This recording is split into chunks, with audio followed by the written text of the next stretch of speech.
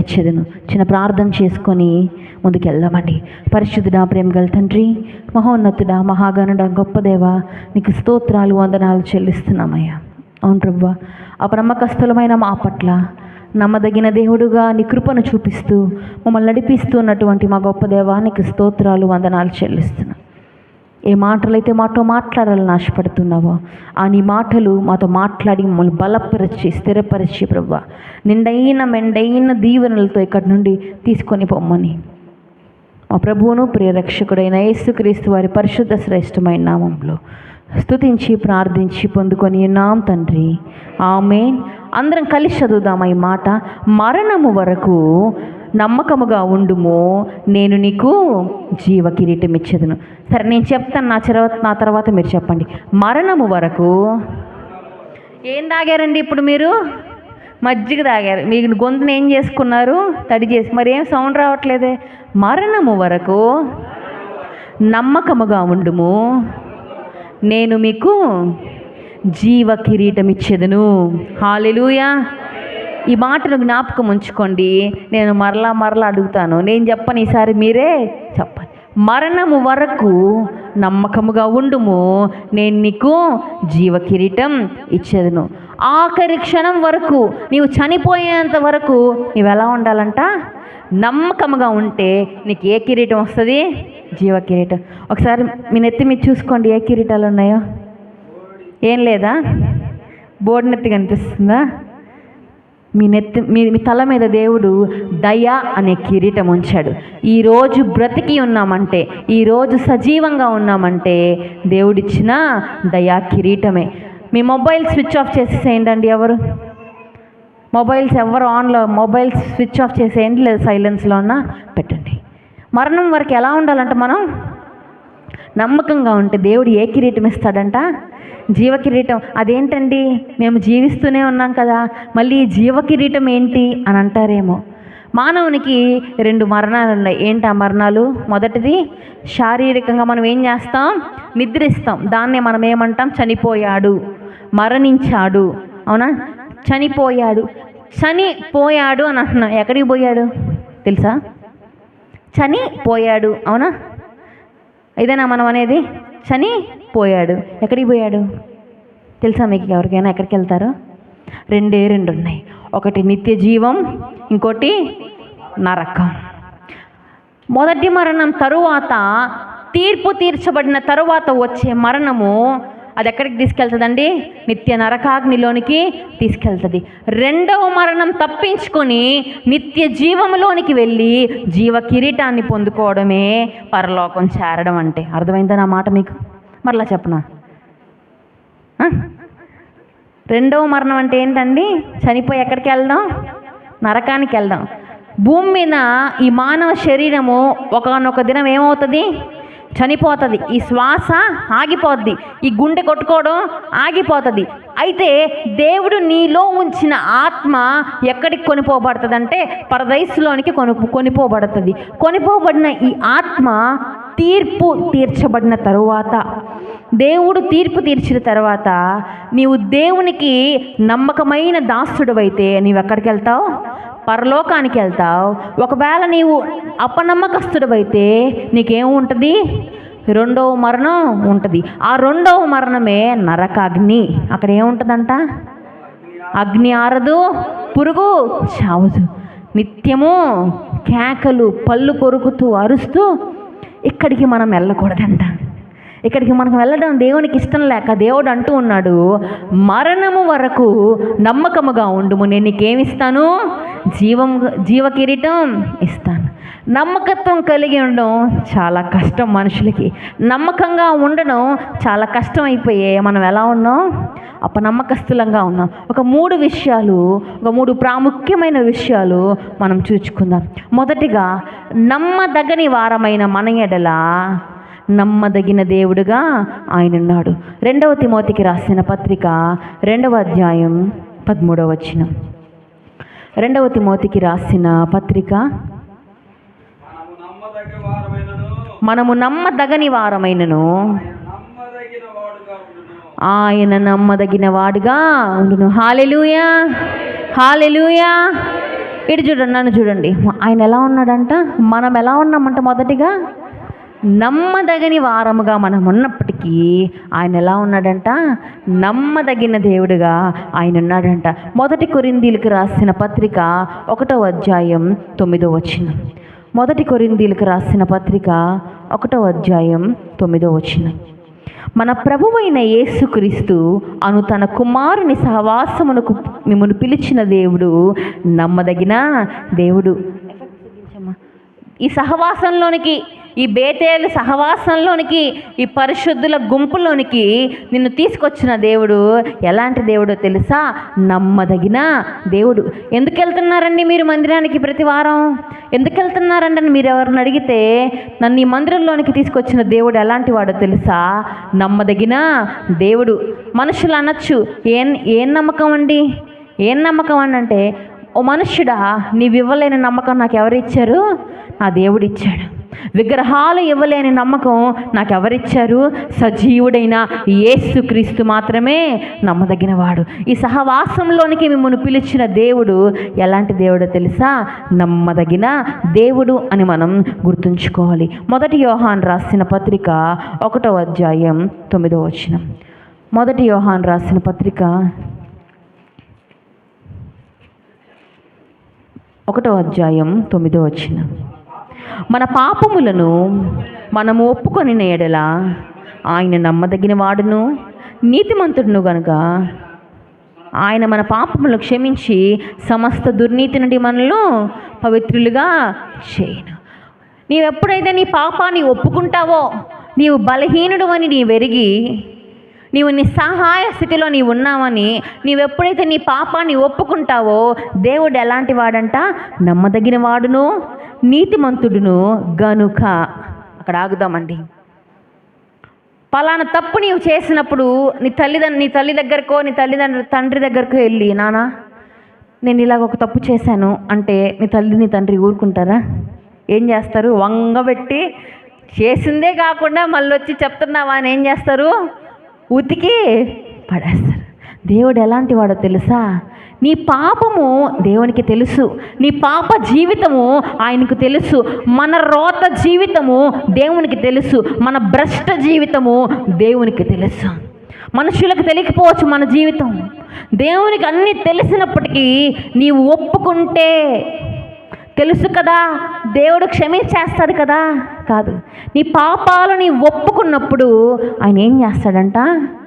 నమ్మదగిన వాడు కనుక, నీతిమంతుడు కనుక ఏం చేస్తాడు? మన పాపాలను క్షమించి సమస్త దుర్నీతి నుండి, సమస్తమైన అసభ్య కార్యాల నుండి విడిపించి పవిత్రునిగా చేస్తాడంట.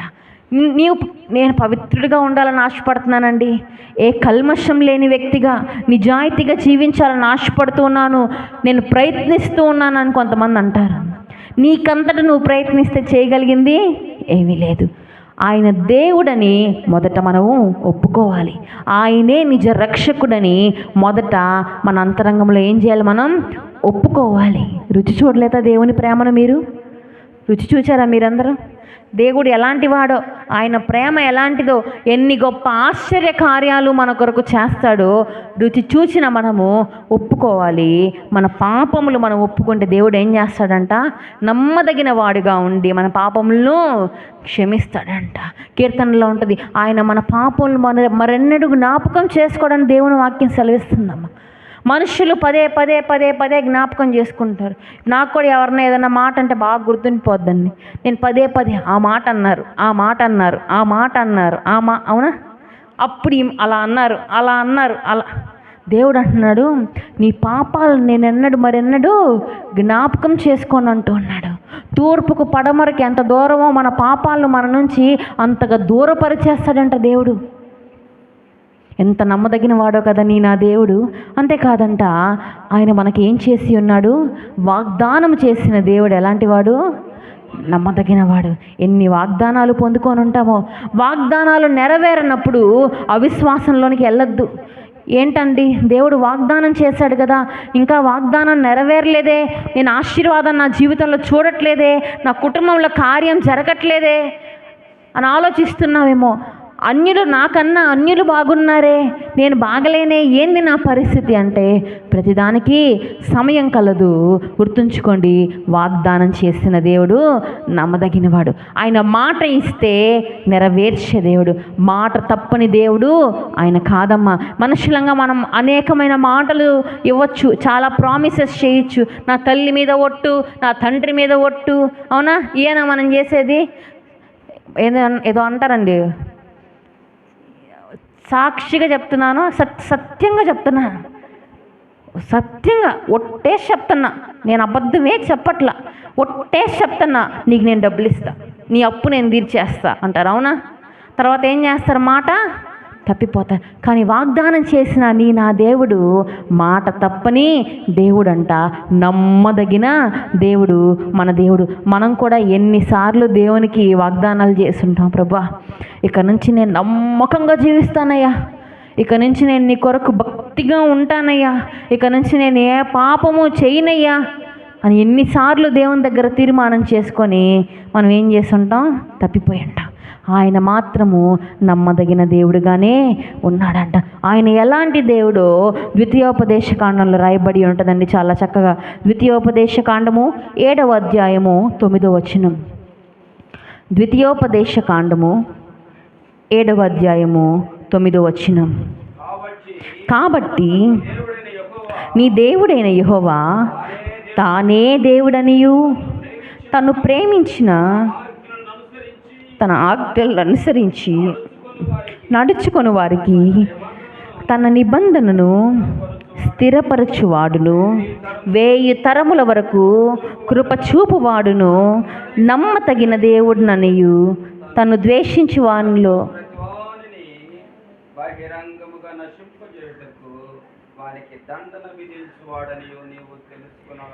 హల్లెలూయా. నా దేవుడు యథార్థవంతుడు. ఆయన ఎలాంటి వాడంట? ఆయన గుణాలు చూడండి. నీ దేవుడైన యెహోవా తానే దేవుడు, ఒక్కడే దేవుడు. ఆయన నీ దేవుడైన యెహోవా మాత్రమే. తన్ను ప్రేమించి తన ఆజ్ఞలను అనుసరించి నడుచుకొని వారికి తన నిబంధన స్థిరపరిచేవాడు.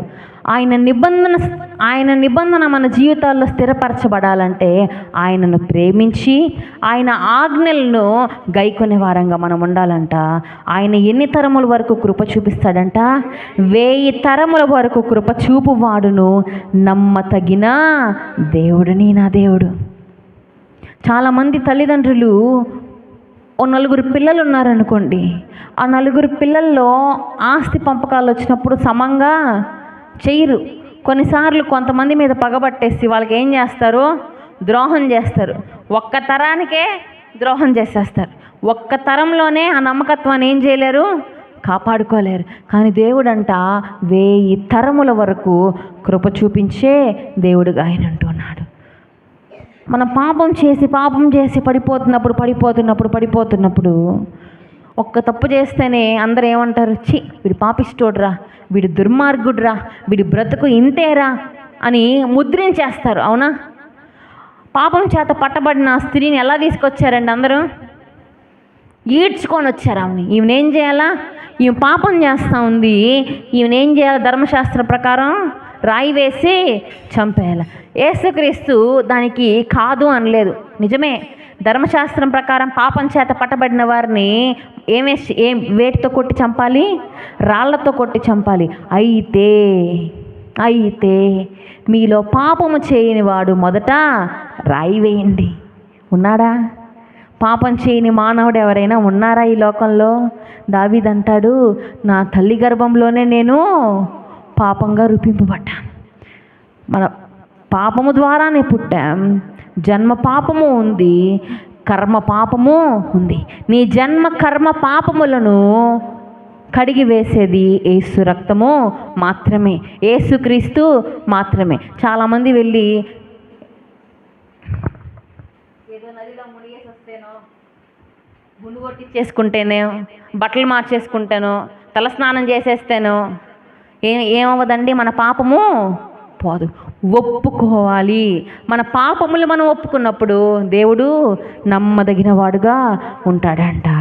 అంతేకాదు ద్వితీయోపదేశ కాండము 32వ అధ్యాయము 4వ వచనం. ఆయన ఆశ్రయదుర్గముగానున్నాడు, ఆయన కార్యము సంపూర్ణము, ఆయన చర్యలన్నీ న్యాయములు, ఆయన నిర్దోషి అయిన నమ్మదగిన దేవుడు మన దేవుడు. యథార్థమైన నిర్దోషమైన దేవుడు నా దేవుడు. ఏమని స్తుతిస్తామండి? మాకు స్తుతించడానికి ఏ పదాలు రావట్లేదండి అంటే, దేవుని ఔన్నత్యాన్ని ఎత్తిపట్టుకొని దేవునికి కృతజ్ఞతాస్తుతులు చెల్లించటమే ఆరాధన. ఆయన ఏమై ఉన్నాడు? ఆయన ఎలాంటి వాడండి? నమ్మదగినవాడు, నీతిమంతుడు, యథార్థవంతుడు, సత్యవంతుడు. ఆయన తీర్పులు న్యాయమైనవి. నమ్మదగని మన పట్ల దేవుడు ఎలా ఉన్నాడు? నమ్మదగిన దేవుడుగా ఉన్నాడు. రెండవ అంశము, మొదటిగా ఏం చూసామండి? నమ్మదగని మన పట్ల నమ్మదగిన దేవుడుగా ఆయన ఉన్నాడు. రెండవది, ప్రతి పరిస్థితుల్లో దేవుని నమ్మాలి. ప్రతి పరిస్థితుల్లో, నీ పరిస్థితి ఏదైనా కావచ్చు, ఈ పరిస్థితులు చూసినప్పుడు ఏమని చెప్పి నమ్మగలమండి దేవుణ్ణి? ఇన్ని ఆటంకాలు, ఇన్ని అవరోధాలు, ఇన్ని నిందలు, ఇన్ని తిట్లు, ఇన్ని ఇబ్బందులు మా మీదకి వస్తూ ఉంటే ఏమని చెప్పి మేము దేవుని నమ్మగలం అని చాలామంది ఒక క్వశ్చన్ మార్క్తో ఉంటారు. మరెన్నటికీ మీ జీవితంలో అటువంటి సందేహము పెట్టుకొనవద్దు. ప్రతి పరిస్థితుల్లో నువ్వేం చేయాలి? దేవుణ్ణి నమ్మాలి. పరిస్థితులు బాగున్నా, కుటుంబం బాలేకున్నా, పరిస్థితులు విచ్ఛిన్నమైపోయినా దేవుని మీద నమ్మకత్వాన్ని మాత్రం విడిచిపెట్టకూడదండి. మత్తయి సువార్త 21వ అధ్యాయం 22వ వచనం. మత్తయి సువార్త 21వ అధ్యాయం 22వ వచనం.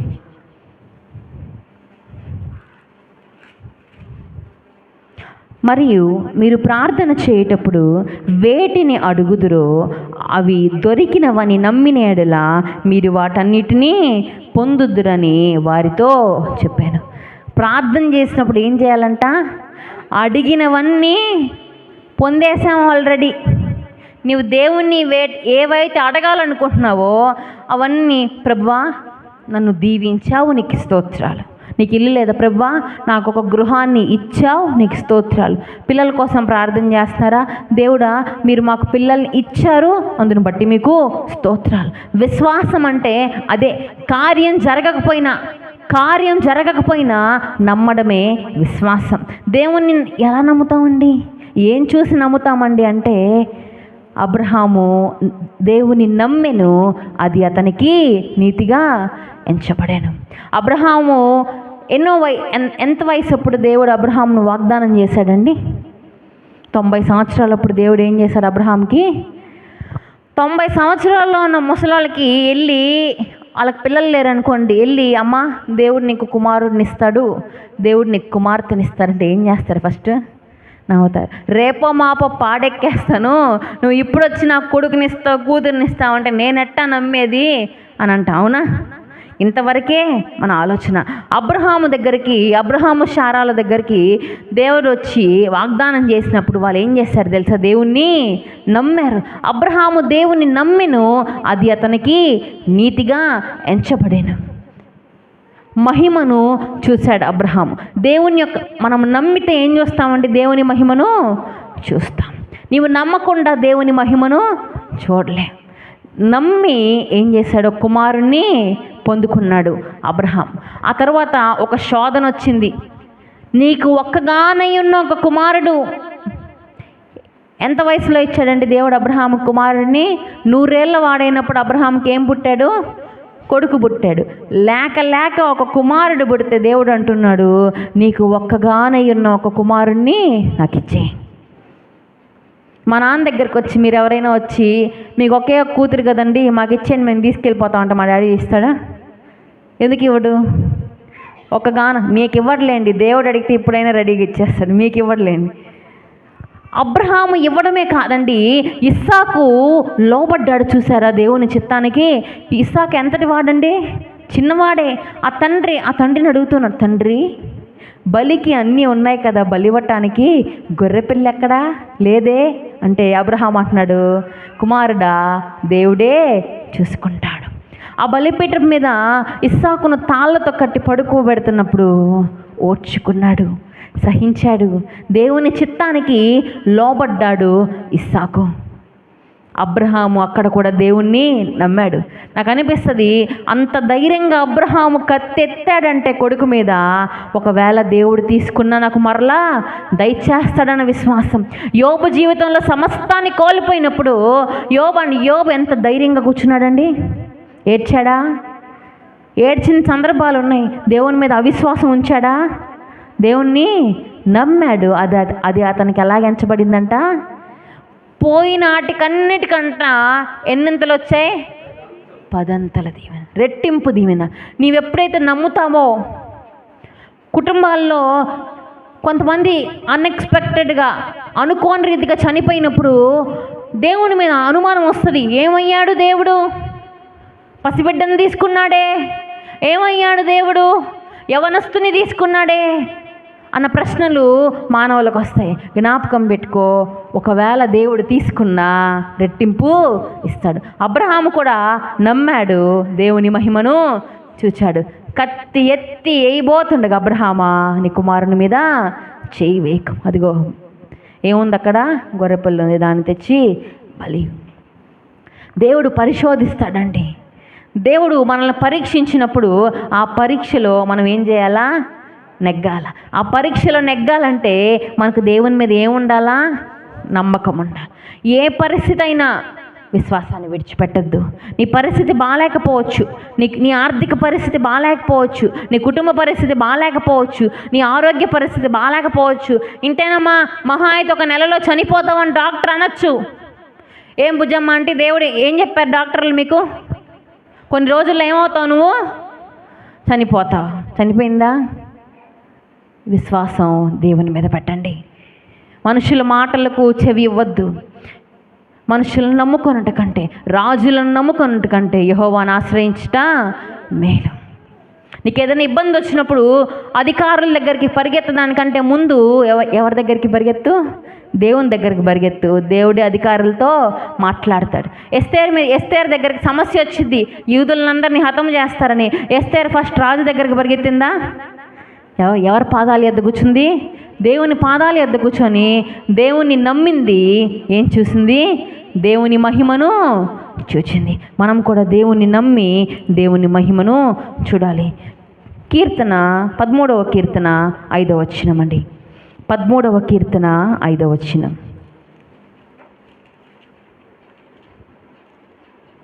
మీరు మళ్ళీ నోట్ చేసుకుని చదవండి అండి. 13వ కీర్తన 5వ వచనం. నేనైతే నీ కృపయందు నమ్మిక ఎంచున్నాను. దేని యందు నమ్మిక? మన నమ్మిక దేని యందు? దేవుని కృపయందు నమ్మిక.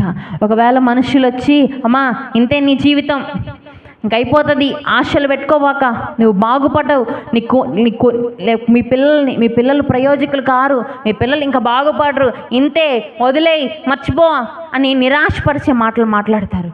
కానీ నీవు నమ్మిక ఎంచాల్సింది ఎక్కడంట? దేవుని కృప. దావీదు మీదకి ఎన్ని శోధనలు వచ్చాయి, ఎన్ని ఇబ్బందికరమైన పరిస్థితులు వచ్చాయి. చావు, మరణం వెనకాల పరిగెత్తా ఉంది దావీదు వెనకాల, ఎప్పుడెప్పుడు మింగేద్దామా అని. దావీదు దేవుణ్ణి నమ్మాడండి.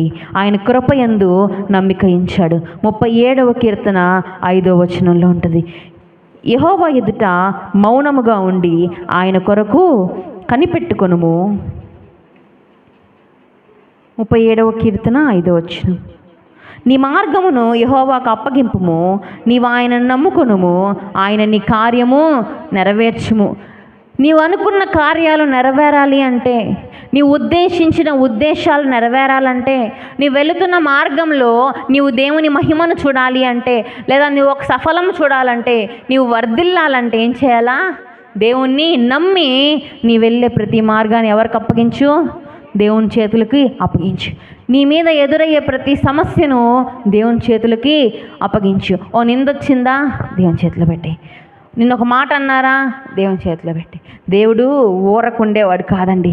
తన బిడ్డలనంటే దేవుడు తన కనిగుడ్డును తాకినట్టు ఫీల్ అవుతారంట. ఎవరైనా వచ్చి నీ కనిగుడ్లు ఏళ్ళు పెట్టి ఊరుకుంటావు నువ్వు? ఎంత రియాక్ట్ అవుతాం. మనల్ని ఒక చిన్న మాట అంటే దేవుడు అంతగా చలించిపోతాడంట. దేవుడు అంతగా చలించిపోవాలి నీ కోసం అంటే మనం దేవుని పట్ల ఏం ఉంచాలి? నమ్మకం ఉంచాలి. అందుకే 46వ కీర్తనలో ఆయన గురించి ఇలా రాయబడి ఉంటుంది, దేవుడు మనకు ఆశ్రయమును దుర్గమునై ఉన్నాడు, ఆపత్కాలములో ఆయన నమ్ముకొనదగిన సహాయకుడు. కరోనా కాలంలో డాక్టర్లు కాపాడగలిగారా? వైద్యులు అనుకున్న వారు కాపాడగలిగారా? వాళ్ళే చాలామంది చనిపోయారు. ఎవరిని ఆశ్రయించలేని పరిస్థితి. ఆపత్కాలంలో ఉన్నాం, బహుఘోరమైన పరిస్థితులు. ఏ దిక్కు లేని వారికి దేవుడే దిక్కు. ఆపత్కాలంలో మనుషుల్ని నమ్ముకోవద్దమ్మా. మనుషుల్ని నమ్ముకొని బాధపడద్దు, కానీ ఎవరిని నమ్ముకొనదగిన సహాయకుడు యేసుక్రీస్తు వారు మాత్రమే. అందుకే 118వ కీర్తనలో ఇలాగుంటుంది. ఆ మాటలు చదువుదామండి ఒకసారి. 118వ దావీదు కీర్తన 8-9 వచనాలు. మనుషులను నమ్ముకొనుట కంటే యెహోవాను ఆశ్రయించుట మేలు, రాజులను నమ్ముకొనుట కంటే యెహోవాను ఆశ్రయించుట మేలు. చాలండి. నీ ప్రతి పరిస్థితుల్లో ఎవరిని ఆశ్రయించు? దేవుణ్ణి ఆశ్రయించు. నీ కొడుకు నేను కొడుతున్నాడా? నీ భర్త తాగేసి వచ్చి నేను కొడుతున్నాడా? ఇబ్బంది పెడుతున్నాడా? లేదా నీ భార్య నీ ఇంట్లో నీ మాట వినట్లేదా? నీ అత్తమామలు నీ మాట వినట్లేదా? నీకు వ్యతిరేకంగా లేస్తున్నారా? దేవుణ్ణి ఆశ్రయించు. ఆయన నమ్ముకో. ఆయన పాదాలు పట్టుకొని, ప్రభువా కార్యం చేయవాడవు నీవు మాత్రమే, నీవు కార్యం చేయి అని విశ్వాసంతో ఆయన పాదాలు పట్టుకుంటే ఆయన మనల్ని విడిచిపెట్టడండి. హన్న గొడ్రాలయ్యుండి కుమారుని కొరకు ఏడుస్తూ ఉంది. దేవుని సన్నిధిలో చేరి విలపిస్తూ ఉంది. ఎవరు? హన్న. ఎలా ఏడ్చింది? దేవుడు ఇచ్చేదాకా దేవుణ్ణి వదిలిపెట్టలా. మనం ఏం చేస్తాం? ఒకసారి అడిగి మర్చిపోతాం. ఓ ఐస్ క్రీమ్ కావాలనుకోండి, పిల్లలు ఏం చేస్తారు? పీడిస్తూ ఉంటారు. తాత ఐస్ క్రీమ్ కావాలి, నా ఐస్ కావునా ఇచ్చేదాకా ఏం చేస్తారు? దేవుని పాదాలను కూడా ఆ రీతిగా పట్టుకొని దేవుడు ఇచ్చేదాకా దేవుణ్ణి మొరపెట్టండి. యాకోబు ఎబ్బేకరేవుల దేవుణ్ణి ఏ రీతిగా మొరపెట్టాడండి? దేవా నిన్ను ఆశీర్వదిస్తే కానీ నేను ఇక్కడి నుంచి పోను, ఆశీర్వదిస్తే కానీ పోను. అటువంటి పట్టు దేవుడు మనం కలిగి ఉండాలని ఆశపడుతున్నాడు. అబ్రహాము దేవుణ్ణి నమ్మాడు. అంతేకాదండి, నూతన నిబంధనలో యేసు ప్రభువారు తన యాత్రలో అద్భుత కార్యాలు చేస్తూ వెళ్తున్నప్పుడు, యేసు ప్రభువారు జనసమూహంలో ఉన్నప్పుడు ఆయన దగ్గరికి పరిగెత్తుకుంటా ఒక శతాధిపతి వస్తారు. శతాధిపతి వచ్చి, అయ్యా నా దాసుడు ఏమైనాడు? రోగిష్ట అయి ఉన్నాడు, పడిపోయి ఉన్నాడు. నీవేం చేయి? మాట మాత్రం సెలవేము. నీవు నా ఇంట్లోకి వచ్చేటప్పుడు నేను పాత్రుడను కాను ప్రభువా, నేను అర్హుడను కాను. నీవు ఇక్కడుండి ఏం చెప్పు? ఒక మాట సెలవి, అక్కడ నా దాసుడు బాగుపడతాడు. విశ్వాసం అంటే అదే. మన విశ్వాసము కొండల్ని కూడా కదిలించే అంతటి విశ్వాసం మనం కలిగి ఉండాలి. ఒక యవనస్తురాలు అని అనొచ్చు, ఒక మధ్య వయస్కురాలు, ఒక స్త్రీ. ఆమెకు గవర్నమెంట్ పరిచయం చేస్తూ ఉంది. అయితే ఆమె ఒక మందిరాన్ని కట్టుకోవాలని గవర్నమెంట్ని ఆశ్రయించినప్పుడు ఆమెకి ఒక కొండ ప్రాంతంలో స్థలం ఇచ్చారంట. ఏ ప్రాంతం? అక్కడ కొండ, అక్కడికి మనుషులు వెళ్ళలేరు, అక్కడ ఎవరు ఉండలేరు. అయితే ఈమె ఆ కొండ దగ్గరికి వెళ్ళి ప్రతి దినము ప్రార్థిస్తా వచ్చేదంట. ఒకరోజు కొన్ని సంవత్సరాలకి ఏమైందంటే ఆ కొండను పగలగొట్టడం మొదలుపెట్టారు. ఎందుకంటే అక్కడ ఏమేయాలి? ఒక హైవే వేయాలని, ఒక హైవే అవతల పక్క నుంచి తీసుకొచ్చి యువతలకు ఆ హైవేని జాయిన్ చేయాలని ప్రభుత్వం వారే ఏం చేశారు? ఆ కొండని పగలగొట్టారు. ఫస్ట్ ఏమనుకుంటారు? ఈయనకు ఒక మందిరం కావాలంట, ఈయన ఒక మూలకు తోసేద్దాంలే, ఆడ కొండల్లో బడి ఉంటుంది అనుకున్నారు. ఇప్పుడు ఏమైంది? మెయిన్ హైవే పక్కన మందిరం. మనల్ని కూడా ఎక్కడికి దూరేశారు? ఫస్ట్ అక్కడ ఉంటే ఎక్కడికి దోశారు? అక్కడెక్కడో ఉన్నింది మందిరం మూల, ఎక్కడికి దోశారు? సెంటర్లోకి తోశారు. వదిలేమా నమ్మకం? అక్కడ తరిమేశారులే, ఇంకెందుకులే మందిరము, అవసరం లేదులే ఆరాధన, ఓపికో నష్టమో కష్టమో సూళ్ళూరుపేటకి వెళ్దాంలే, వెళ్తే వెళ్తాను లేదంటే లేదని వదిలేరా? విశ్వాసం ఉంచి ప్రార్థన చేయగా దేవుడు ఏం చేశాడు? తన కార్యాన్ని జరిగించాడు. ఈ దారిలో నాకు అనిపిస్తుందండి, ఎంత మనశ్శాంతో దేవుని సన్నిధిలోనికి వస్తే. ఎంత ప్రశాంతతో. ఏ మందిరాలకి లేవేమో ఈ భాగ్యం ఈ సరౌండింగ్స్లో. దేవుడు బేతేలును జ్ఞాపకం చేసుకున్నాడు. మీ యొక్క దీన ప్రార్థన దేవుని సన్నిధిని చేరింది. ఎప్పుడైతే మనం దేవుని నమ్ముతామో అది మనకేం చేయబడుతుందంట? నీతిగా. మనుషులను నమ్మితే మనకేం వస్తుందండి? తిరిగి కీడు, బాధ, నష్టం ఇవే వస్తాయి. నీవు దేవుని నమ్మితే గొప్ప కార్యాలను చూస్తావు. ఆస్ట్రేలియా అనే దేశంలో 2 దంపతులకు ఒక కుమారుడు పుట్టాడంట. మామూలుగా అంగవైకల్యం ఉన్న వాళ్ళు ఎలా ఉంటారండి? చెవు వినిపించనో, పిల్లలు పుట్టేటప్పుడు అంగవైకల్యంగా పుడితే చెవు వినిపించకనో, మాట రాకనో, కను చూపు లేకనో, ఓ చెయ్యి వంకరో కాలు వంకరో అలా పుడతారు, అవునా? అయితే ఆ దంపతులకు మాత్రం ఒక కుమారుడు పుట్టాడంట. ఆ కుమారునికి కాళ్ళు లేవు, చేతులు లేవు, మొండం, తల, బాడీ. ఇది తల, చేతులు ఉండవు, కాళ్ళు ఉండవు, ఇక్కడ దాకే బాడీ. ఈ లెఫ్ట్ సైడ్ ఒక చిన్ని కాలు ఇలా ఉంటుంది. ఆ చిన్ని కాలుకి ఒక 2 ఫింగర్స్ ఉంటాయి. ఆ బిడ్డ అలా పుట్టడం ఆ తల్లిదండ్రులు చూసినప్పుడు పరిగిస్తా బయటికి వెళ్ళి వామిటింగ్ చేసుకున్నారు. ఏందండి, చూడగలమా అలాంటి పిల్లల్ని? పిల్లలు అంగవైకల్యంగా ఉంటే చూసి తట్టుకోగలమా? ఆ తల్లి ఆ బిడ్డను చూడడానికి 3 రోజులు అంగీకరించలేదంట. బాధపడి దుఃఖించి ఏడ్చి ఒక నిర్ణయం తీసుకుంది. పోనీలే, చిన్నపిల్లలకి కాళ్ళు ఉన్నా చేతులు ఉన్నా లేనట్టే కదండి. ఇప్పుడు చిన్నపిల్లలకి కాళ్ళు చేతులు ఉన్నాయి, నడవగలరా, వెళ్ళిపోగలరా? ఏం చేయాలి? తల్లి తండ్రి పట్టుకొని, అలాగే నా బిడ్డను కూడా నేను చూసుకుంటాను అని చెప్పి ఆ తల్లి ధైర్యం తెచ్చుకుంది. ఆ బిడ్డ విషయంలో ధైర్యం తెచ్చుకొని ఆ బిడ్డను పెంచడం ప్రారంభించారు. అయితే ఈ కింద కాలు దగ్గర చిన్న కాలు ఉందని చెప్పాను కదా, దానికి ఒక రెండు వేళ్ళు ఇలా ఉంటే డాక్టర్స్ అన్నారంట, ఒకవేళ ఏమైనా స్పూన్ పట్టుకోవాలన్నా ఏదైనా పట్టుకోవాలన్నా, చాలామంది చేతులు లేని వాళ్ళు కాలుతో రాస్తుంటారు, చూసారా మీరు? అలాగే ఈ 2 వేళ్ళు ఉన్నాయి కదా, ఈ 2 వేళ్ళని ఇలా విడదీసి ఆపరేషన్ చేస్తే ఈ మధ్యలో ఏమైనా పట్టుకొని పని చేసుకోవడానికి నాకు వీలుగా ఉంటుందని చెప్పి అప్పుడే ఆపరేషన్ చేశారు. ఆ తల్లిదండ్రులు ఆ బిడ్డను ఓపికగా భారం అనుకోకుండా ప్రేమతో చూసుకుంటూ తనకి 18 నెలలప్పుడే ఈత నేర్పించారండి. ఏం నేర్పించారు? ఈత నేర్పించి ఆ అబ్బాయి వాళ్ళ నాన్న కంప్యూటర్ సిస్టమ్ వర్క్ చేస్తూ ఉంటాడు. అతనికి 6 ఏళ్ల వయసులోనే కంప్యూటర్ టైపింగ్ నేర్పించారంట. 1 నిమిషంలో దగ్గరగా 45 పదాలను ఆ 2 ఏళ్లతో, కాళ్ళకున్న 2 ఏళ్ళతో ఏం చేయగలడు అతను? టైప్ చేయగలడంట. 8 ఏళ్ళప్పుడు స్కూల్లో వేయాలి అబ్బాయిని, ఇలా ఇంట్లో ఉంటే కుదరదని చెప్పి ఆస్ట్రేలియా దేశంలో మంచిగా అంటే ఆరోగ్యంగా ఉన్న పిల్లలకు ఒక స్కూల్ ఉంటుంది, అంగవైకల్యం గల వాళ్ళకి నార్మల్గా వేరే స్కూల్స్ ఉంటాయి. ఆ తల్లి ఒప్పుకోలేదంట. కోర్టుకెళ్ళి గొడవాడి ఆ బిడ్డ కోసం వాదించుకొని జనరల్గా మన పిల్లలు ఏ రీతిగా స్కూల్లో చదువుతారో అలాంటి స్కూల్లోనే అతను చదివించింది. అతడు ప్రయోజకుడు అయ్యాడంట. అతడు తన యొక్క చిన్ని 2 వేలని ఏమంటాడు తెలుసా? ఈ 2 వేలు ఇలా ఉంటాయి కదా కాళ్ళకి, చికెన్ డ్రమ్ స్టిక్ అంటారు. మనం KFC చికెన్ కొన్నప్పుడు ఇంత చికెన్ ఉంటుంది చూసారు, ఇంత పీస్, రెక్క ముక్క ఉంటుంది ఇంతది, అవునా? ఇలా ఉంటుంది. తన 2 వేళ్ళు కూడా అలానే ఉండేవి. అలా ఉంటూనే అన్ని చేసుకునేవాడు. నిక్, అతని పేరేం పేరు? నిక్ అండి. తనకేముండవు, కాళ్ళుండవు. ఇదిగోండి, కనిపిస్తుందా? కాళ్ళు చేతులు కనిపించిందా? చూసారా ఎప్పుడైనా మీరు ఇతన్ని? చూసారా? మన భారతదేశానికి వచ్చి మాజీ ముఖ్యమంత్రి అయిన జగన్మోహన్ రెడ్డి గారిని కలిసి వెళ్ళి భారతదేశంలో టెక్నాలజీ పెరుగుతూ ఉంటే చూసి ఆనందించి వెళ్ళిన వ్యక్తి నిక్ ఉజిసిక్. ఏం పేరు ఇతని పేరు?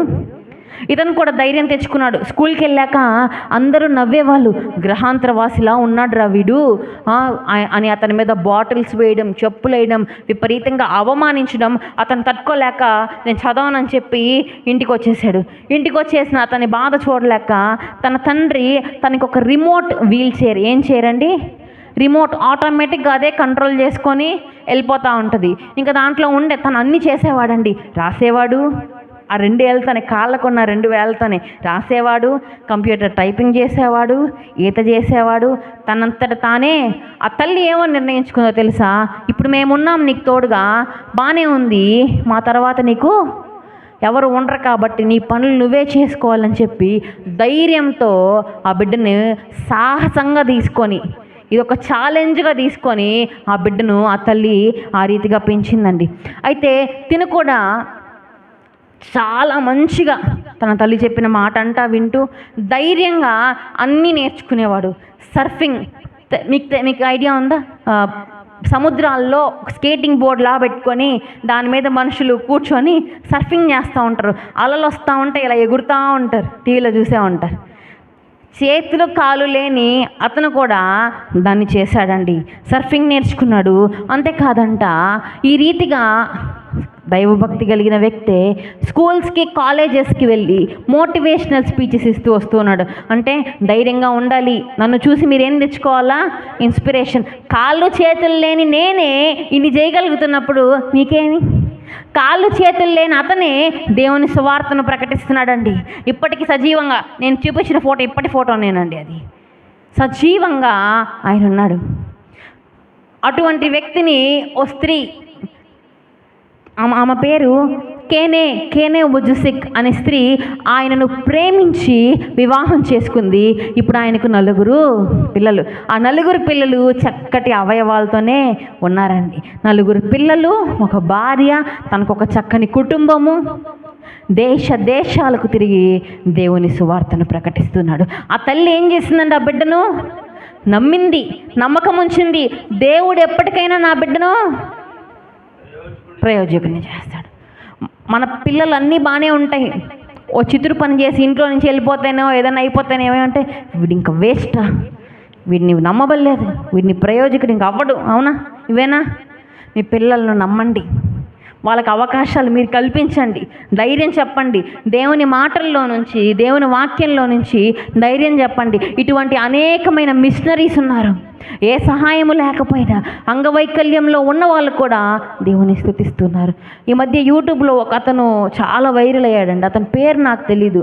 అతను కూడా అంగవైకల్యం కలిగిన వాడే, పొట్టివాడు, కాళ్ళు వంకర, చేతు వంకర, మూతి వంకర, అన్ని వంకర, మాట సరిగ్గా రాదు.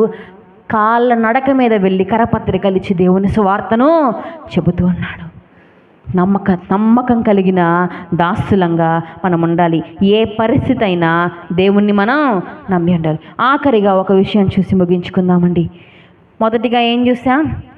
మనం నమ్మదగని వారమైనప్పటికీ, అపనమ్మకస్తులమైనప్పటికీ దేవుడు మన పట్ల నమ్మదగిన దేవుడుగా ఆయన ఉన్నాడు. ఇంకా తర్వాత అండి, రెండవది, ప్రతి పరిస్థితుల్లో మనం ఏం చేయాలి? దేవుణ్ణి నమ్మాలి. కాళ్ళు చేతులు లేని ఆ వ్యక్తే దేవుణ్ణి నమ్మాడే. నడవగలడా? ఎగిరెగిరి చిన్నగా ఎగిరెగిరి నడుస్తాడండి తను, కాళ్ళు చేతులు లేకపోయినా. నా బ్రతుకే ఎందుకు ఇలా, నేనే ఎందుకు ఇలా అవ్వాలి, నాకే ఎందుకు ఈ కర్మ, ఇవేనా మనం మాట్లాడే మాటలు? ఏదైనా సమస్య వస్తే ఆయనకున్న సమస్యలు మనకున్నాయా? మంచిగా ఏమున్నాయి? కాళ్ళు ఉన్నాయి, చేతులు ఉన్నాయి, పుష్టిగా 3 పూట్ల తింటున్నాం. అయినా మనం ఏం చేస్తాం? నాకే ఎందుకు ఈ కర్మ.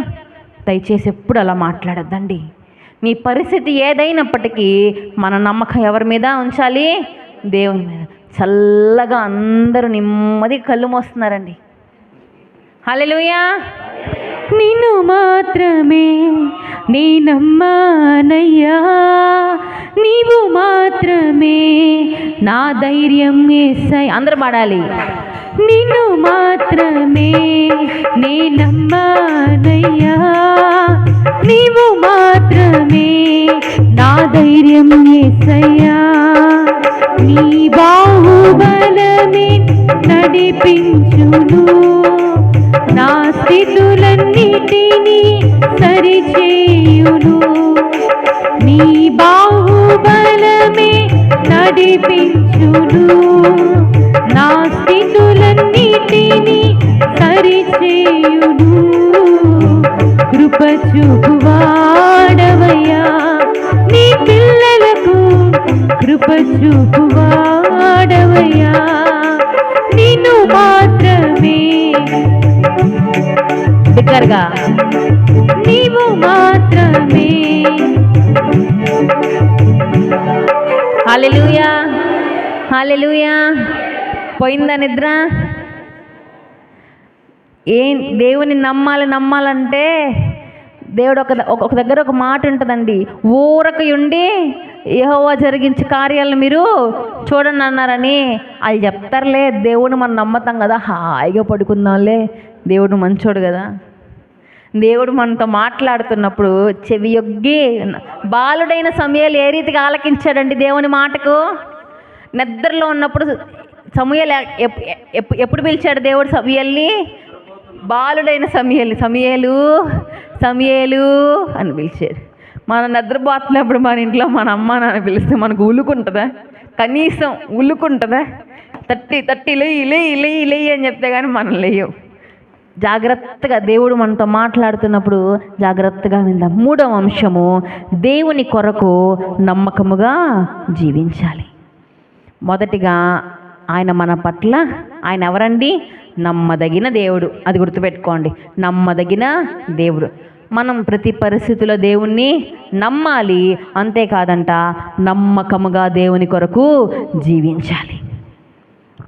మత్తయి సువార్త 25వ అధ్యాయంలో 2 ఉపమానాలు ఉంటాయండి. ఒకటేమో బుద్ధి కలిగిన కన్యకులు, బుద్ధి లేని కన్యకులు.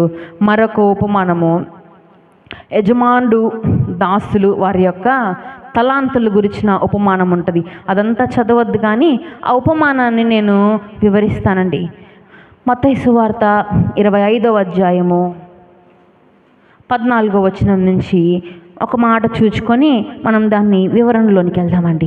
పరలోక రాజ్యము ఒక మనుష్యుడు దేశాంతరమునకు ప్రయాణమై తన దాసులను పిలిచి తన ఆస్తిని వారికి అప్పగించినట్లు అతడు ఒకనికి 5 తలాంతులను, ఒకనికి 2 తలాంతులను, ఒకనికి 1, ఎవని సామర్థ్యము చొప్పున వానికిచ్చి వెంటనే దేశాంతరము పోయెను. చాలండి. యజమానుడు తన దాసులకు ముగ్గురుని ఏర్పాటు చేసుకున్నాడు. ఆ ముగ్గురికి, ఒకడికేమో 5 తలాంతులు. ఎన్ని తలాంతులు చెప్పండి, నోరు తెరిచి. మీకు నిద్ర యాక్టివ్గా మీరు వినాలి కదా. ఎన్ని తలాంతులు చెప్పేటప్పుడు మీరు కూడా స్పందిస్తే మీకు అది ఏమైపోద్ది? గుర్తుండిపోద్ది. యజమానుడు తన 3 దాసుల్లో మొదటి దాసునికి ఎన్ని తలాంతులు ఇచ్చాడు? 2వ దాసునికి 2 తలాంతులు, 3వ దాసునికి 1. ఎవని సామర్థ్యము చొప్పున వానికి తలాంతులు ఇచ్చాడంట ఈ యజమానుడు. ఇచ్చి దూరదేశం ప్రయాణమై పోయాడు. కొన్ని సంవత్సరమైన తర్వాత ఆ దాసుడు మళ్ళా తిరిగి వస్తాడు. ఈ 5 తలాంతులు తీసుకున్న ఈ దాసుడు ఆ 5 తలాంతులతో మరి 5 తలాంతులను ఏం చేశాడు? సంపాదించాడంట. తనకి ఇవ్వబడిన తలాంతులు ఎన్ని? మరి ఎన్ని తలాంతులు సంపాదించాడు? 2వ దాసునికి 2 తలాంతులు ఇవ్వబడాయి. ఆ 2 తలాంతులు ఇవ్వబడిన దాసుడు మరి ఎన్ని తలాంతులు సంపాదించాడు? మరి 2 తలాంతులు సంపాదించాడు. 5 తలాంతులు పొందుకున్న దాసుడు మరెన్ని సంపాదించాడండి? ఎన్ని మొత్తం? 2 తలాంతులు పొందుకున్న దాసుడు మరెన్ని సంపాదించాడు? 2. మొత్తం ఎన్ని? మూడవ దాసునికి ఎన్ని తలాంతులు ఇచ్చాడండి? ఒకే 1 తలాంతు. ఈ దాసుడంట గొయ్య తీసి ఆ తలాంతును పాతిపెట్టి అలా తీరిగ్గా ఉన్నాడంట. ఇప్పుడు ఈ దూరదేశం పోయిన యజమానుడు మరలా తిరిగి వచ్చాడు. తిరిగి వచ్చినప్పుడు ఏం చేస్తాడు ఆ యజమానుడు? లెక్క చూస్తాడు.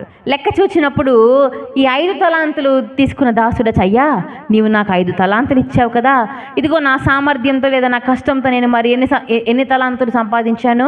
మరి 5 తలాంతులు సంపాదించానన్న దాసునికి ఇస్తే ఆ దాసుడు ఏమంటాడు చూడండి అక్కడ 21వ అధ్యాయంలో, బలా నమ్మకమైన మంచి దాసుడా, నీవు కొంచెములో నమ్మకముగా ఉంటివి, నిన్ను అనేకమైన వాటి మీద నియమించదును, నీ యజమానుని సంతోషములో పాలు పొందుమని అతనితో చెప్పాను. ఏమన్నాడండి? బలా నమ్మకమైన మంచి దాసుడా. నమ్మకమైన ఆ దాసుడు 5 తలాంతులను దుర్వినియోగపరచలేదు, పాతి పెట్టలేదు, మరి 5 తలాంతులను సంపాదించాడు. 2వ దాసుడు, అయ్యా ఇదిగో నీవు నాకు ఎన్ని తలాంతులు ఇచ్చావు? 2 తలాంతులు ఇచ్చావు కదా, నీ కొరకు మరి 2 తలాంతులు నేను సంపాదించాను, ఇదిగో అయ్యా ఇది నా లెక్క అని చూపించినప్పుడు ఆ దాసుడు మరలా అంటున్నాడు, బలా నమ్మకమైన మంచి దాసుడా, నీవు ఈ కొంచెములో నమ్మకముగా ఉంటివి, నిన్ను అనేకమైన వాటి మీద నియమించేదను, నీ యజమానుని సంతోషంలో పాలు. దేవుడు నిన్ను నన్ను ఏర్పాటు చేసుకొని మనలో ఎన్ని వరాలు ఉంచాడో, ఎన్ని తలాంతులు దేవుడు మనలో ఉంచాడో, దేవుని కొరకు ఆ తలాంతులను ప్రజ్వలింపచేసి ఫలించే వారంగా మనం ఉండాలి. ఎలా ఉండాలి? నాకు దేవుడు ఏ తలాంతి ఇచ్చాడండి? నాకండి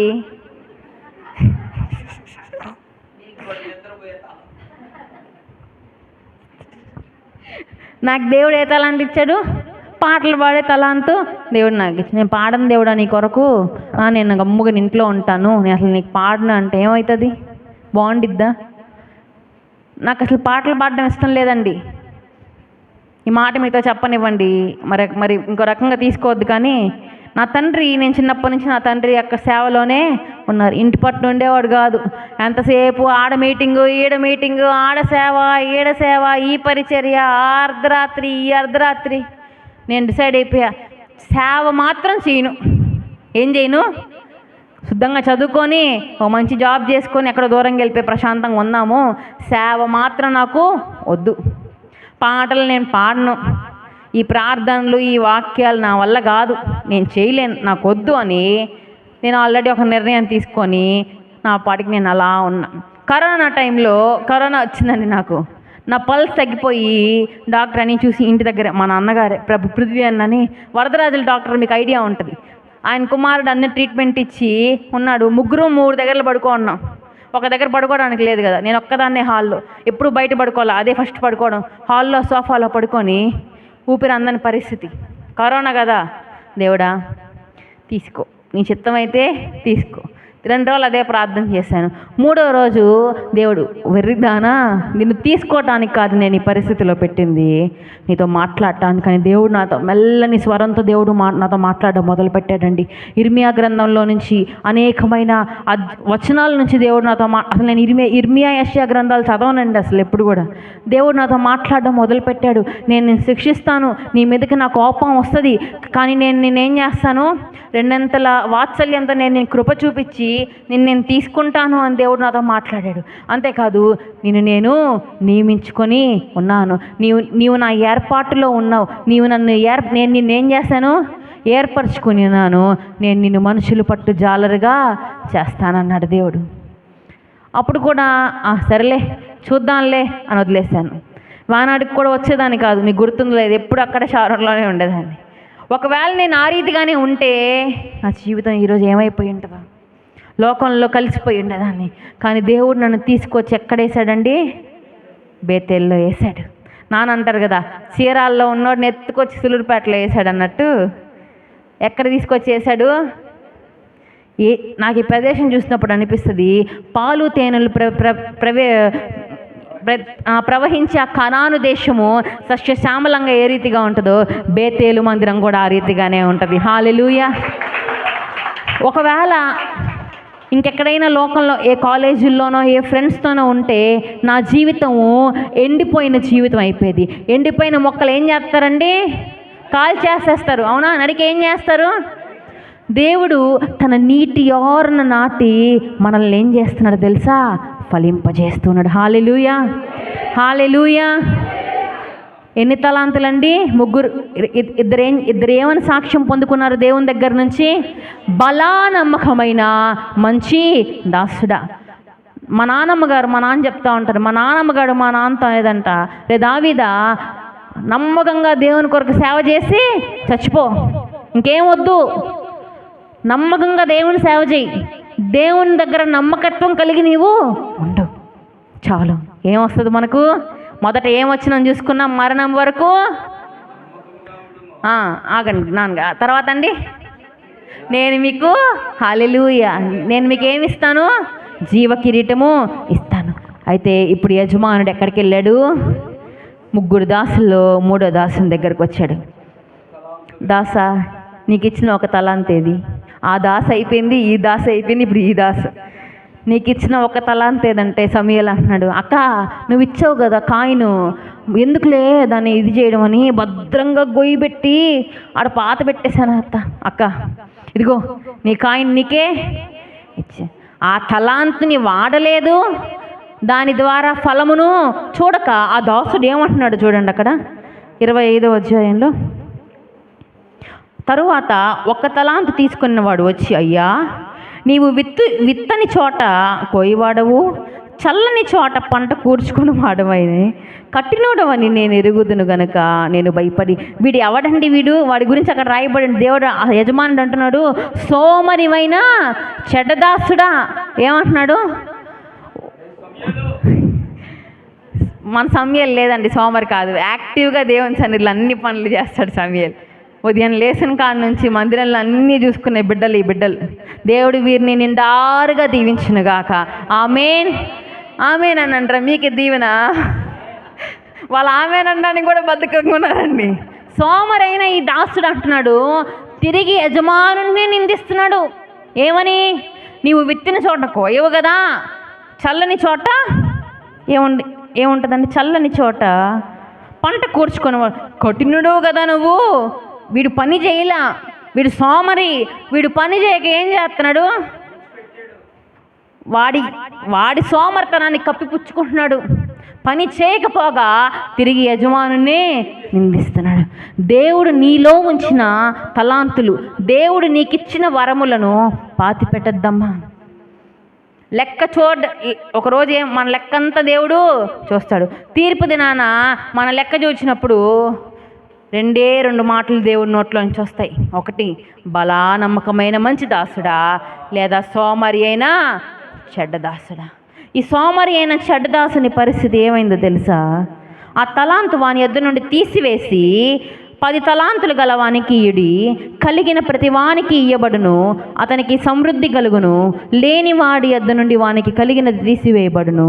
మరియు పనికి మాలిన ఆ దాసుని వెలుపట్టి చీకటిలోనికి త్రోసివేయుడి, అక్కడ ఏడుపును పండ్లు కొరుకుటయు ఉండును. అపనమ్మకస్తుల పరిస్థితి ఏంటో తెలుసా? నమ్మకంగా జీవించని వారి పరిస్థితి ఏంటో తెలుసా? నిత్య నరకం. ఆ రీతిగా ఉండకుండా మొదటి ఇద్దరు దాసులు ఎలా ఉన్నారో ఆ రీతిగా మనం ఉండాలని దేవుడు ఆశపడుతున్నారు. ఆ రీతిగా మనం ఉన్నప్పుడే మనం ఏం చేస్తాం? నిత్య జీవ కిరీటాన్ని పొందుకోగలుగుతాం. మోషే గురించి ఏమని రాయబడి ఉంటుందండి? మోషే దేవుని ఇల్లంతటిలో నమ్మకమైన వాడు, నమ్మకంగా దేవుని సేవ చేసినవాడు. నా తండ్రి గురించి నేను సాక్ష్యం చెప్పగలను. నేను చిన్నప్పటి నుంచి సేవలోనే ఉన్నాను. అకౌంట్స్ అన్నీ, ఏ కార్యం జరిగినా అకౌంట్స్ అన్నీ రాసి తీసుకెళ్ళి దైవజనునికి అప్పచెప్పాలా. అగ్గిపెట్టి ₹1 అండి. అప్పుడు ఒకవేళ పావల ఖర్చున్న అకౌంట్ బుక్లో రాసేవాడు.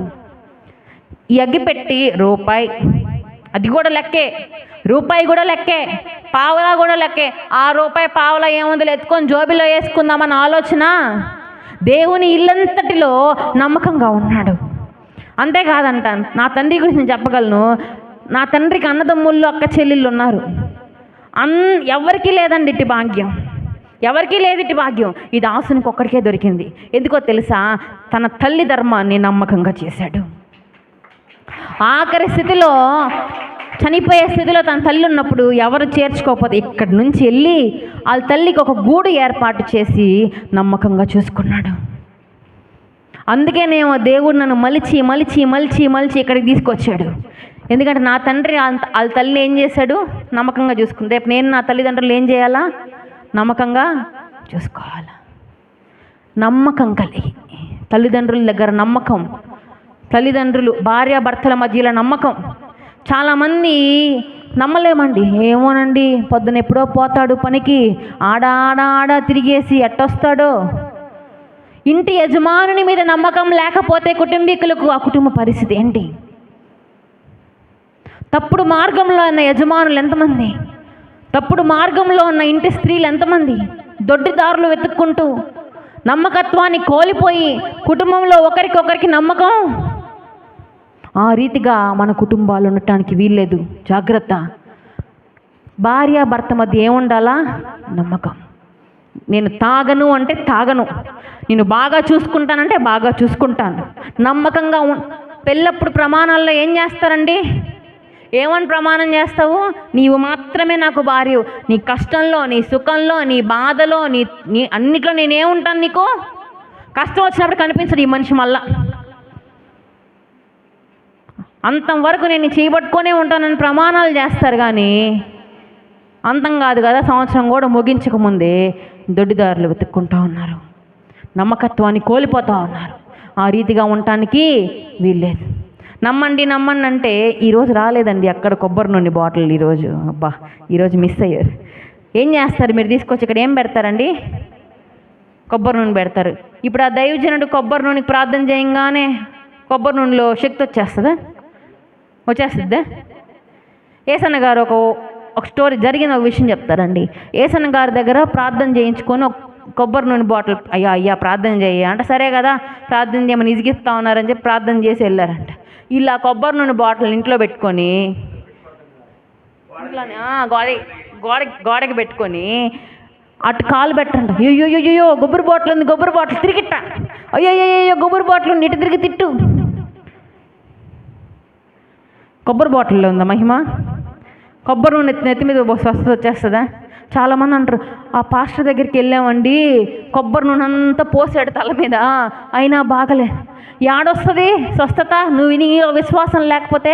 నూనెలో లేదు స్వస్థత, కొబ్బరి నూనెలో లేదు స్వస్థత, నీ విశ్వాసమే. నీ విశ్వాసమే నిన్ను బాగు చేస్తుంది.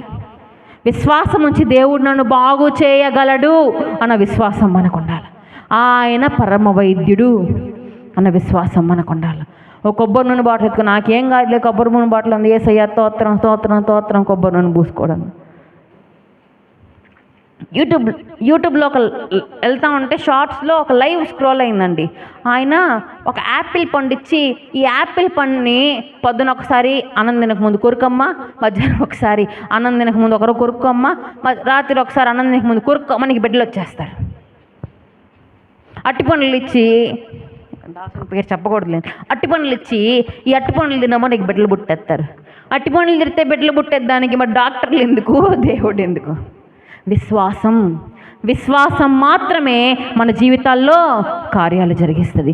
విశ్వాసంతో నీవు కొండనైనా కదిలించవచ్చు. విబిఎస్ సాంగ్ ఒకటి ఉంది, ఆవగించేంత విశ్వాసం నీలో ఉన్నదా? కొండ వెళ్ళి సీలో పడమంటే ఓకే ఉంటుంది.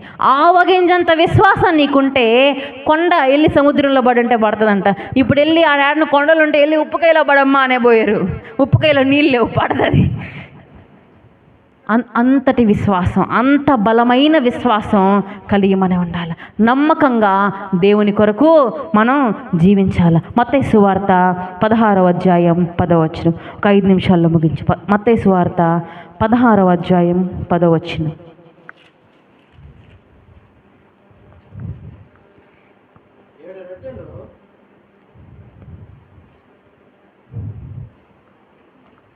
చదవండి.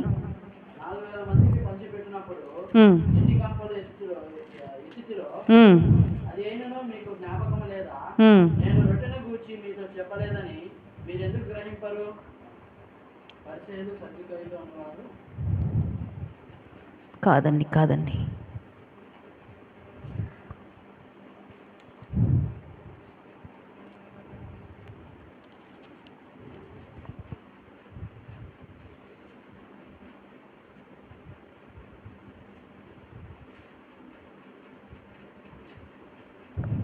సారీ అండి, వర్స్ మిస్ అయింది.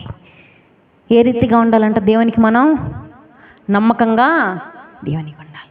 దేవుడు ఒక పని అప్పచెప్పినప్పుడు నమ్మకంగా, ఇదిగో తండ్రి నీవు నాకు ఎన్ని తలాంతులు ఇచ్చావు? 5 తలాంతులు ఇచ్చావు. ఈ తలాంతులను మరి రెట్టింపు చేసి నేను నీకు ఫలించని జీవితం. గత 3 వారాలుగా ఫలింపు గురించి మనం వింటానే వచ్చాం, అవునా? తెలియకుండా 3 వర్తమానాల్లో ఫలించాలి, దేవుని కొరకు ఫలించాలని వింటా వచ్చాం. దేవుడిచ్చిన తలాంతులను పాటి పెట్టేస్తే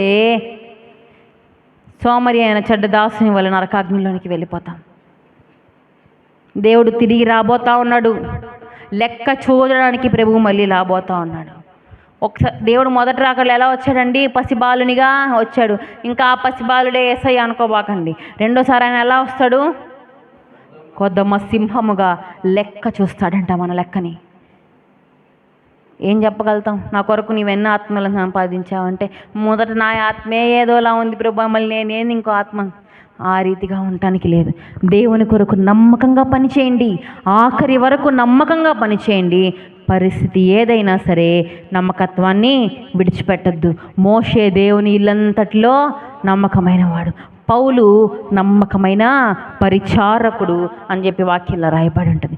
యోసేపును పోతిఫర్ ఇంట్లో అధికారిగా పెట్టినప్పుడు యోసేపు ఏముందిలే నేనే అధికారిని కదా, నా ఇష్టానుసారంగా చేయొచ్చు అనుకున్నాడా? నమ్మకత్వం. శ్రమలు వచ్చినప్పటికీ దేవుణ్ణి నమ్మాడు, ఇబ్బందులు వచ్చినప్పటికీ దేవుణ్ణి నమ్మాడు. ఏం చేయబడ్డాడు? ఆశీర్వదించబడ్డాడు. ఫలించడి కొమ్మగా ఈరోజు యోసేపుని గురించి మనం ధ్యానం చేసుకుంటాం. యేసుక్రీస్తు ప్రభువారు ఈ లోకానికి పంపబడినప్పుడు తండ్రి చిత్తాన్ని ఏం చేశాడండి? నెరవేర్చాడు. నమ్మకమైన కుమారుడు. అటువంటి గొప్ప దేవుని మనం కలిగి ఉన్న మనం కూడా నమ్మకం కలిగి ఉండాలి. ఏ పరిస్థితి అయినా దేవుణ్ణి మొదటిగా దేవుడు నమ్మదగిన వాడు అని ఒప్పుకోండి. రెండవదిగా నీవు ఏ పరిస్థితి గుండా వెళ్తున్న దేవుణ్ణి నమ్ము. ప్రభువా, నేను ఈ బలహీనత నుండి విడుదల పొందలేకపోతున్నాను, ఈ తాగుడు నుండి విడుదల పొందలేకపోతున్నాను, ఈ పాపము నుండి విడుదల పొందలేకపోతున్నాను, నా మనస్సు నీ మీద నేను నిలపలేకపోతున్నాను, నాకు సహాయం చేయవా? నమ్మదగిన దేవుడు కదా నీవు, నాకు సహాయం చేయి ప్రభు అని దేవుని నమ్మితే ఆయన ఏం చేస్తాడండి? సమస్తమును నీ జీవితంలో కార్యాలు జరగాలంటే నీవేం చేయాలి? దేవుణ్ణి నమ్ముట నీ వలనైతే నమ్మువానికి సమస్తము సాధ్యమే. మూడవదిగా నమ్మకత్వం కలిగి జీవించాలి. నమ్మకమైన జీవితం. దేవుడు మనల్ని భూమి మీద ఎందుకు పెట్టాడో ఆఖరి వరకు, మరణం వరకు నమ్మకంగా జీవించుము, నేను నీకు జీవకిరీటం ఇచ్చేదను. అటువంటి నమ్మకస్తులంగా దేవుని కొరకు జీవించలాగన దేవుడు మనకు సహాయము చేయునుగాక. ఆమేన్. మనం నమ్ముకున్నవన్నీ, నమ్మి దేవుణ్ణి అడిగినవన్నీ దేవుడు మనకు అనుగ్రహించునుగాక. మనము దేవుని మీద పెట్టుకున్న నమ్మకము మనల్ని ఆశీర్వాదంలోనికి తీసుకొని వెళ్ళునుగాక. మనము దేవుని మీద పెట్టుకున్న నమ్మకము మనం నిత్య జీవంలోనికి తీసుకెళ్ళునుగాక. ఆమేన్. మరణము వరకు నమ్మకముగా ఉండుము, నేను నీకు జీవ కిరీటం ఇచ్చెదను. నమ్ముదామా దేవుణ్ణి? విశ్వసిద్దామా? ప్రభువా, ఏ పరిస్థితి అయినా నేను నిన్ను నమ్ముతానయ్యా. ఎటువంటి పరిస్థితి నా జీవితంలోనికి వచ్చినా, మరణమే నా దగ్గరికి వచ్చినా నేను నిన్ను నమ్ముతాను ప్రభువా.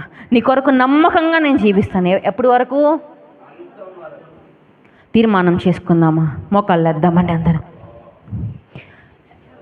నిన్నే ప్రేమిస్తానయ్యా, నీ కొరకే నేను జీవిస్తాను ప్రభువా అని ప్రేమించేదా యేసు రాజా, నిన్నే ప్రేమించేదా. మన కుడి చేతిని ఆకాశం వైపు చెప్దామండి. ప్రేమించేదా యేసు రాజా, నిన్నే ప్రేమించేదా, ప్రేమించేదా, ప్రేమించేదా, ప్రేమించేదా, ప్రేమించేదా, నా ప్రాణమున్నంత వరకు, నే మట్టిలో చేరే వరకు, నా ప్రాణమున్నంత వరకు, నీ మహిమలో చేరే వరకు, జీవించేదా యేసు రాజా, నీకై జీవించేదా, జీవించేదా యేసు రాజా, నీకై జీవించేదా, జీవించేదా, జీవించేదా, జీవించేదా, జీవించేదా, నా ప్రాణమున్నంత వరకు, నే మట్టిలో చేరే వరకు, నా ప్రాణమున్నంత వరకు, నీ మహిమలో చేరే వరకు. అవును ప్రభా, నాలో ప్రాణం ఉన్నంత వరకు నాయనా, ఈ మట్టిలో చేరే వరకు ప్రభా, నీ కొరకు నేను నమ్మకంగా జీవిస్తాను యేసయ్యా. నమ్మకంగా జీవించడానికి నాకు సహాయం చేయండి ప్రభు అని చెప్తాము. జీవించేదా యేసు రాజా, చెప్దామా అందరం? నీకై బిగ్గరగా జీవించేదా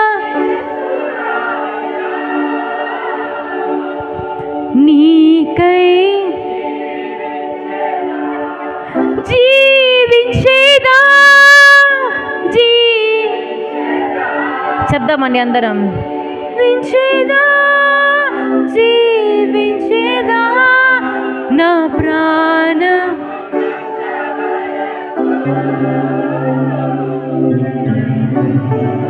చేరే వరకు నా ప్రాణం నీ మహిమలో చేరే వరకు. పరిశుద్ధుడా, ప్రేమ గల తండ్రి, మహోన్నతుడా, మహాగణుడా, సర్వశక్తిమంతుడా, ఆశ్చర్యకరుడా, గొప్ప దేవ, మీకు స్తోత్రాలు, వందనాలు చెల్లిస్తున్నాం ప్రభా. అవును ప్రభా, నీవు నిర్దోషమైన దేవుడు నాయనా, నమ్మదగిన దేవుడు ప్రభా. ఆపత్కాలంలో నమ్ముకొనదగ్గ సహాయకుడు నీవే ప్రభువా. మా పరిస్థితులను చూసి మేము అవిశ్వాసం చెందక, మా పరిస్థితులను చూసి అపనమ్మికలోనికి మేము వెళ్ళక ప్రభా, నమ్మదగిన నీ వైపు మేము చూచి ప్రభా, నిన్ను నమ్మి మా విశ్వాస యాత్రలో ప్రభా అంతము వరకు నీ కొరకు నమ్మకంగా జీవించే కృప మాకు దయచేయండి. అబ్రహాము యెహోవాను నమ్మెను, అది అతనికి నీతిగా ఎంచబడిన నీ వాక్యం సెలవిస్తుంది ప్రభా. నిన్ను నమ్మి నీ నీతిని మేము చూడాలయ్యా, నీ మహిమను మేము చూడాలయ్యా, మీ ఔన్నత్యాన్ని మేము చూడాలి ప్రభా. ఎప్పుడైతే నీ కొరకు నమ్మకంగా జీవిస్తామో నాయన, బలా నమ్మకమైన మంచి దాసుడా అని నీ నోటార సాక్ష్యం పొందే కృపను మాకు దయచేయండి నాయన. ఇదిగో మరణం వరకు నమ్మకంగా ఉండుము, నేను నీకు జీవ కిరీటం ఇచ్చేదనన్నావు ప్రభా. మరణం వరకు నమ్మకంగా జీవించి నీవిచ్చే ఆ జీవ కిరీటాన్ని పొందుకొని నిత్యత్వంలో నీతో కలిసి ఆనందించే కృప. ఆ యజమానుడు ఏ రీతిగా అన్నాడో, ఈ యజమాని ఆనందంలో మీరును పాలు పొందండి అని అన్నాడు. నిత్యత్వంలోనికి వచ్చిన వారమై నీతో ఆనందించే కృప, నిన్ను ఆరాధించే కృప, నిన్ను శ్లాఘించే కృప ప్రభా ఈ బేతేలు సంఘానికి మీరు దయచేయండి. అవును ప్రభా, నమ్మకస్తుడుగా నీవు ఈ సంఘానికి ఉన్నావయ్యా, మమ్మల్ని నడిపిస్తున్న దేవుడుగా నీవు ఉన్నావయ్యా. విడివక ఎడబాయని ప్రేమతో మమ్మల్ని నడిపిస్తూ స్థిరపరుస్తూ ఉన్నావేసయ్యా. మీకు స్తోత్రాలు, వందనాలు చెల్లిస్తున్నాం. ఎనలేని నీ ప్రేమకై, నీ నమ్మకత్వానికై ప్రభా స్తుతులు, స్తోత్రాలు చెల్లిస్తున్నాం ప్రభా. అని రక్తాన్ని నమ్మి నిజమైన దేవుడు నీవే అని నమ్మిన వారమై ప్రభు బల్లో చేవేసే కృపను మాకు దయచేసి నీవే మహిమా ఘనత ప్రభావములు ఆరోపించుకోమని యేసు పరిశుద్ధ శ్రేష్టమైన నామములో ప్రార్థించి పొందుకొని ఉన్నాం తండ్రి. ఆమేన్.